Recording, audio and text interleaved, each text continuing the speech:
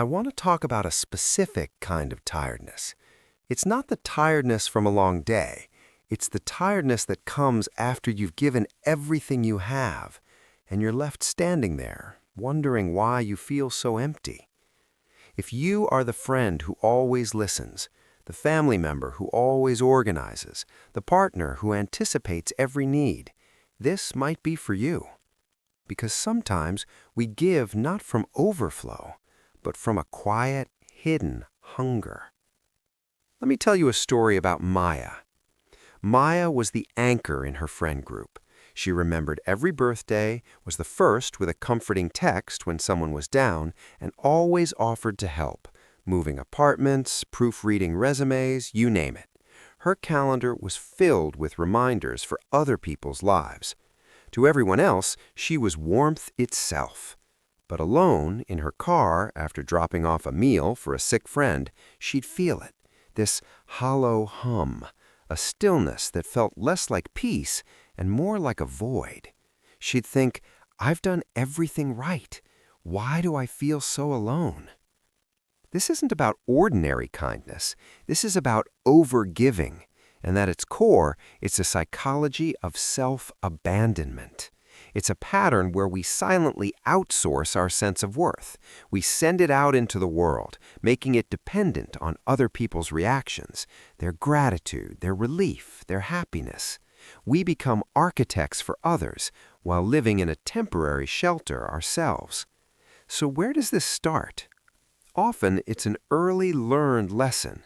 In a childhood that felt unpredictable, maybe with a parent who was emotionally distant or volatile, a child learns a crucial survival strategy. If I am good, helpful, quiet, and accommodating, things will be okay.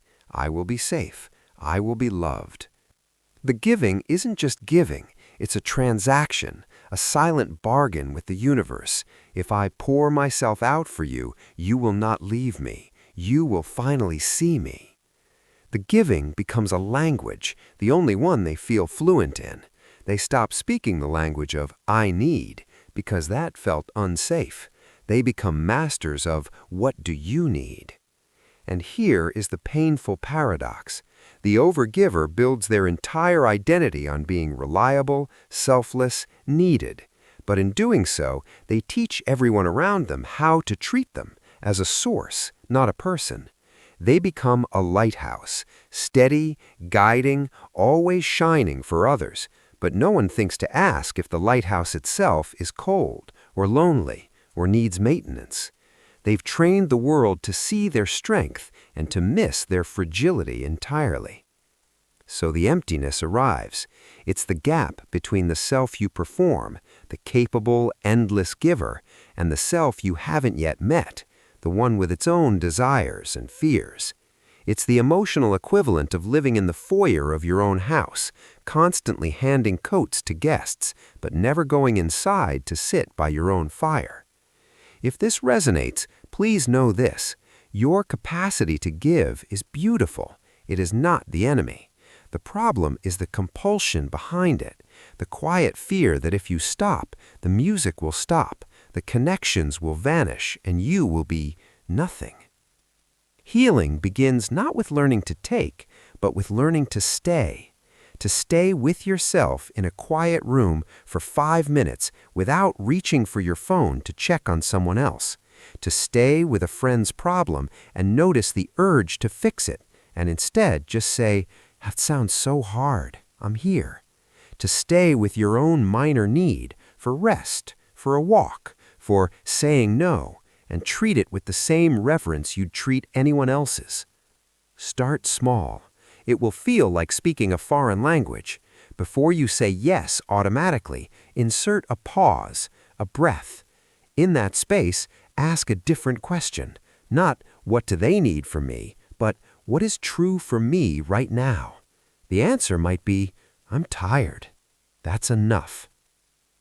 Your worth is not a product you manufacture through service. It is a seed that was planted in you a long time ago. All this time, you've been watering everyone else's garden.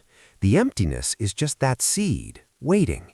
It's not a sign of failure. It's a sign of life, buried. The goal is not to stop giving, it is to give from a different place, not from a drained reservoir, but from a well that you also drink from. To move from an economy of exhaustion, where you trade effort for worth, to an ecology of care, where your own heart is also a member of the community you tend. So tonight or tomorrow, in one small, invisible way, let the transaction fail. Don't offer the extra help.